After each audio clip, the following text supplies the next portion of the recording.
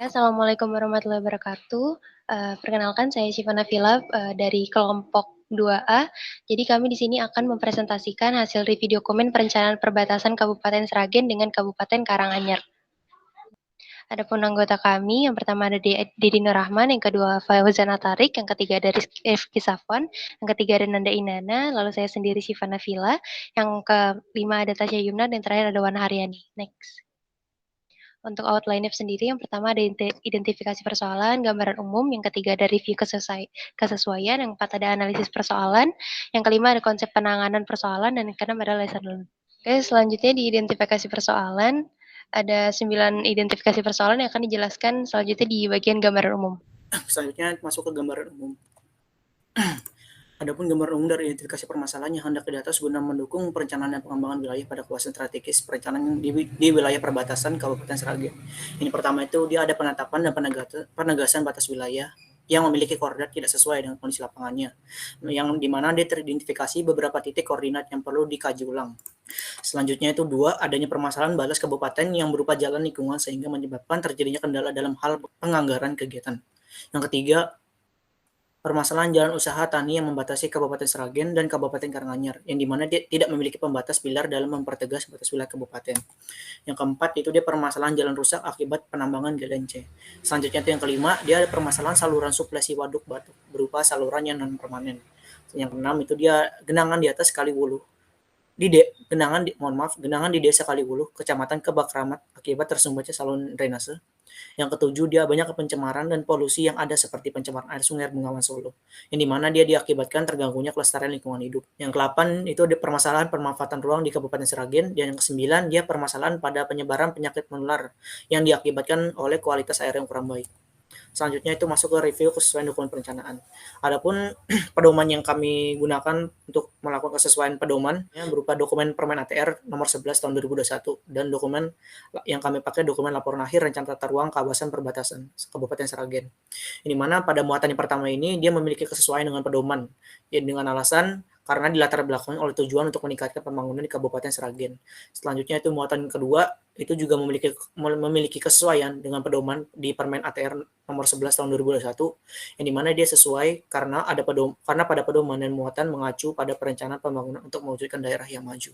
Dokumen yang selanjutnya dapat dikatakan sesuai dengan pedoman karena memiliki muatan yang mengacu pada perencanaan pembangunan untuk mewujudkan daerah yang maju. Pada dokumen selanjutnya memiliki kesesuaian karena pada pedoman mengacu pada perencanaan pembangunan untuk mewujudkan daerah yang maju. Selanjutnya dapat dikatakan dokumen sesuai karena pada pedoman dan RT/RW-nya membahas terkait letak geografis, di mana kondisi letak geografisnya adalah kabupaten. Dokumen dapat dikatakan tidak sesuai karena tidak menjelaskan pengembangan fasilitas kesehatan pada Kabupaten Sragen. Selanjutnya, dokumen dapat dikatakan sesuai karena pada pedoman dijelaskan mengenai indikasi program harus mengutamakan sistem jaringan sumber daya air, kabupaten, serta prasarana yang mendukungnya. Selanjutnya pada muatan program urusan lingkungan hidup juga memiliki kesesuaian karena pada pedoman penertiban kegiatan pertambangan harus dilakukan karena hal itu merupakan bagian yang tidak diperbolehkan pada kawasan lingkungan hidup.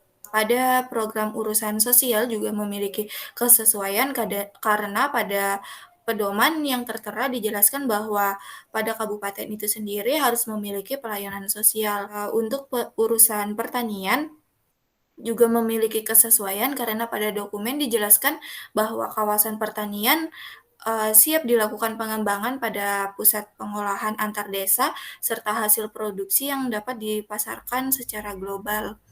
Untuk program urusan energi dan sumber daya mineral sendiri tidak memiliki kesesuaian dengan dengan pedoman karena program kerja yang tidak sesuai yang dijelaskan bahwasannya pertambangan tidak memiliki solusi dalam penanganannya. Pada program urusan perindustrian juga tidak memiliki kesesuaian karena berdasarkan pedoman yang ada hanya menjelaskan mengapa pembangunan transportasi itu perlu, tetapi tidak dijelaskan juga bagaimana kriteria yang diperlukan dalam program kerja nantinya. Selanjutnya masuk pada bagian konstelasi antara pendahuluan, data, analisa, dan muatan bencana. Pada bagian isu tentang penetapan dan penegasan batas wilayah antara Kabupaten Seragen dan Kabupaten Karanganyar dengan metode data dan analisis yang ada, maka didapatkan suatu rencana dengan dilakukannya perapatan batas kabupaten untuk meminimalisir terjadinya error dan antara delineasi. Yang selanjutnya ada isu terkait lingkungan hidup dan pencemaran air Sungai Bengawan Solo. Dari hasil metode dan juga data yang ada, dilakukannya koordinasi lintas sektor antar Balai Besar Wilayah atau BBWS Bengawan Solo dengan dinas lingkungan terkait masing-masing pada kabupaten untuk menangani permasalahan yang ada di Bengawan Solo ini. Selanjutnya isu terkait pensaluran suplasi waduk batok berupa saluran non permanen dengan data dan analisis yang ada, dilakukannya program pengembangan dan pengelolaan jaringan irigasi, rawa, dan jaringan pengairan lainnya, serta melakukan kegiatan rehabilitasi pemeliharaan jaringan irigasi yang ada. Selanjutnya isu terkait permasalahan batas kabupaten yang berupa jalan lingkungan. Dengan ini dilakukan suatu program, maka dilakukan suatu program pembangunan secara bersama dengan biaya pembangunan yang dibebankan kepada warga di kedua wilayah tersebut meski berbeda wilayah administrasi. Selanjutnya isu jalan usaha tani yang membatasi Kabupaten Seragen dan Kabupaten Karanganyar untuk mempertegas suatu batas wilayah di mana dilakukannya suatu perencanaan pendanaan atas jalan tersebut yang diusulkan melalui Badan Provinsi Jawa Tengah dan mempertegas batas kabupaten yang ada sehingga dapat dibentuk suatu perapatan pilar batas. Dan selanjutnya isu terkait keberadaan sektor informal berupa kios di pinggir jalan yang mengganggu keindahan. Sehingga dalam hal ini dilakukan suatu perencanaan dengan melakukan pengendalian pemanfaatan ruang pada daerah yang memiliki fungsi sebagai catchment area. Selanjutnya terkait isu jalan rusak akibat aktivitas penambangan galian C, dilakukannya suatu program perencanaan, melakukan program pengawasan dan penertiban kegiatan rakyat yang berpotensi merusak lingkungan seperti pada pelaksanaan kegiatan penambangan galian. Selanjutnya permasalahan pada batas kabupaten yang berupa jalan lingkungan. Dengan hal ini dilakukannya suatu pembangunan bersama dengan biaya pembangunan dibebankan kepada wilayah kedua administrasi tersebut. Yang terakhir terkait isu penyebaran penyakit menular di kawasan perbatasan yang diakibatkan oleh kualitas air yang kurang baik. Dengan ini dilakukan suatu perencanaan di mana melakukan program pencegahan dan penanggulangan penyakit menular kepada masyarakat. Selanjutnya masuk pada analisis persoalan pengembangan wilayah. Dalam hal ini terdapat faktor penyebab permasalahan dan dampak di mana pada faktor batas wilayah administrasi terdapat penyebab suatu masalah di mana beberapa titik koordinat yang tidak sesuai dengan kondisi lapangan. Dampak yang terjadi apabila tidak dilakukan penetapan dan penegasan batas wilayah dapat memicu terjadinya konflik agraria. Selanjutnya, faktor pada batas kabupaten yang berupa jalan lingkungan. Dengan hal ini ada permasalahan batas kabupaten yang berupa jalan lingkungan sehingga menyebabkan terjadinya kendala dalam hal penganggaran kegiatan. Akan berdampak terjadinya suatu pembangunan yang akan lebih membebankan biaya kepada pembangunan kepada masyarakat. Selanjutnya yaitu faktor jalan usaha tani berbatasan dengan Kabupaten Seragen dan Kabupaten Karanganyar, yang mana penyebab terjadinya permasalahan yaitu tidak memiliki pembatas pilar dalam mempertegas batas wilayah antar kedua kabupaten. Dampak yang diberikan yaitu apabila tidak dilakukan penetapan dan penegasan batas wilayah dapat memicu terjadinya konflik agraria. Selanjutnya yaitu pembatas kabupaten yang berupa jalan lingkungan. Penyebab permasalahannya yaitu batas kabupaten yang berupa jalan lingkungan sehingga menyebabkan terjadinya kendala dalam hal penganggaran kegiatan. Dampak yang diberikan yaitu menyebabkan konflik agraria antar kedua kelurahan serta tidak jelasnya batas antar dua wilayah. Next. Selanjutnya ada penyebaran penyakit menular di kawasan perbatasan yang disebabkan oleh akibat kualitas air yang kurang baik. Dampak yang diberikan yaitu terdapatnya beberapa jenis penyakit menular dan mewabah dan berkembang ke daerah sekitarnya, misalnya penyakit demam berdarah dan diare. Selanjutnya itu jalan rusak akibat aktivitas penambangan galian C yang disebabkan oleh kegiatan penambangan yang ada di Kabupaten Seragen dan Kabupaten Karanganyar adalah berupa kegiatan penggalian tanah uruk dan batu, yang mana kegiatan penambangan ini dilakukan di Desa Lempong, Kecamatan Jenawi, Kabupaten Karanganyar, dan diangkut melalui jalan Kabupaten Seragen, ruas Dembayan, Sukorejo. Dampak yang diberikan yaitu kerusakan pada ruas jalan tersebut karena dilalui truk yang mengangkut hasil penambangan melebihi batas tonase yang diizinkan. Next. Selanjutnya itu genangan pada saluran drainase di Desa Kaliwulo, Kecamatan Kebak Kramat, yang menyebabkan yaitu saluran drainase yang memotong jalan Grempo sampai Jambangan mengalami penyumbatan pada area pertanian. Dampak yang diberikan itu genangan tidak dapat mengalir melalui saluran tersumbat menyebabkan tidak dapat menampung air sehingga meluapnya air dan mengakibatkan kerusakan jalan. Selanjutnya yaitu saluran suplesi waduk batok berupa saluran non permanen. Penyebab permasalahannya yaitu saluran non permanen yang berada di pinggir jalan Batu Jamus sehingga debit air tinggi maka tidak akan air akan melimpah ke jalan. Selanjutnya itu air hujan dapat mengakibatkan kerusakan jalan serta jaringan distribusi air terhadap kawasan sekitar. Next. Selanjutnya itu pencemaran air terhadap Sungai Bengawan Solo. Penyebabnya itu perubahan warna dan bau dari air sungai akibat pencemaran dan polusi yang diakibatkan limbah industri yang berada dekat dengan Sungai Bengawan Solo. Dampaknya yaitu pada musim kemarau menyulitkan penyimpanan cadangan air bersih bagi masyarakat Kabupaten Sragen. Selanjutnya pemanfaatan ruang di Kabupaten Sragen yang disebabkan oleh perubahan pemanfaatan lahan pada catchment area yang berada di Kabupaten Karanganyar, serta adanya aktivitas sektor informal di pinggir jalan yang mengganggu transportasi, yang mana dampak sektor informal berupa kios di pinggir jalan yang mengganggu keindahan dan kelancaran lalu lintas. Next. Adapun analisis SWOT yang pertama itu strategi SO. Yang pertama, pengembangan kawasan Sangiran sebagai kawasan strategis pariwisata nasional atau KSPN, karena dari aspek S dan O terdapat banyak potensi wisata.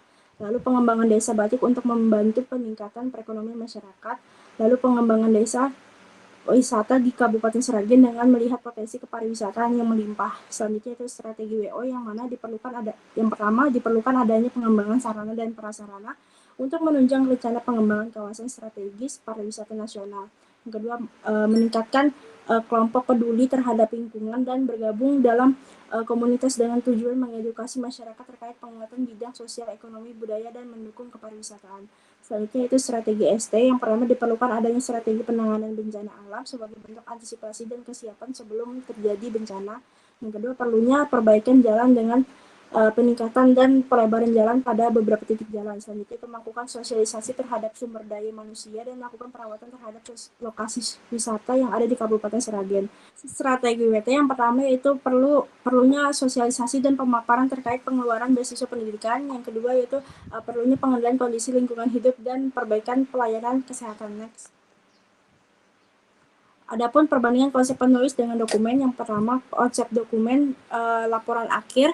Dalam dokumen laporan akhir merencanakan kawasan strategis pada wilayah perbatasan dengan menjelaskan potensi-potensi yang berada pada wilayah perbatasan, lalu mengidentifikasi permasalahan-permasalahan yang berada pada wilayah perbatasan, serta membuat rencana maupun indikasi program dan kegiatan pada wilayah perbatasan.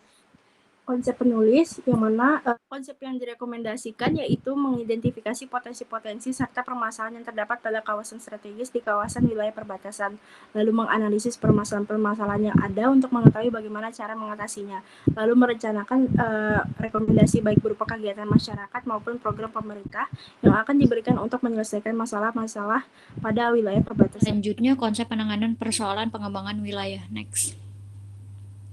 Untuk konsep penanganan permasalahan kawasan wilayah, adapun indikasi program dan kegiatan pada wilayah perbatasan yaitu sebagai berikut, terdiri dari beberapa urusan dan beberapa program, diantaranya urusan kesehatan, urusan pekerjaan umum, next, urusan lingkungan hidup, urusan sosial, urusan penanaman modal daerah, urusan kesatuan bangsa dan politik dalam negeri, urusan pemerintahan umum, next, urusan pemberdayaan masyarakat dan desa, urusan pariwisata, urusan pertanian, urusan energi dan sumber daya mineral, kemudian urusan perindustrian, next. Baik, untuk rekomendasinya yaitu untuk mencapai tujuan pengelolaan kawasan perbatasan yang efektif, maka perlu adanya koordinasi dengan beberapa sektor pemerintah terkait dalam menjalankan program di kawasan perbatasan sehingga berdampak pada masyarakat setempat. Berbagai upaya perlu dilakukan, diantaranya yang pertama melakukan penguatan bidang sosial, ekonomi, dan budaya, yang kedua melakukan peningkatan akses pelayanan di bidang pemerintahan dan pelayanan umum serta keamanan pada umumnya di daerah perbatasan. Yang ketiga, membuat peningkatan terhadap kapasitas sumber daya manusia di perbatasan. Kemudian yang keempat, melakukan penyusunan pola pengelolaan batas dan perbatasan darat. Dan yang terakhir, membuat penyusunan pola pengelolaan batas maritim. Selanjutnya masuk pada listener, di mana dalam melakukan kajian dokumen perencanaan perlu mengetahui dan memahami terkait perkembangan permasalahan yang terjadi di suatu wilayah. Dalam penyusunan dokumen perlu memperhatikan kondisi realita yang terjadi di daerah tersebut secara relevan, karena dengan terdapatnya permasalahan baru ataupun perkembangan permasalahan yang terjadi dan belum teratasi, maka diperlukan suatu peninjauan kembali terkait konsep yang ada dalam penanganan permasalahan tersebut ke depannya, atau perlu dilakukannya tinjauan kembali terkait konsep penanganan baru guna mengatasi permasalahan yang ada. Sekian presentasi dari kami, kurang dan lebihnya mohon dimaafkan. Wassalamualaikum warahmatullahi wabarakatuh.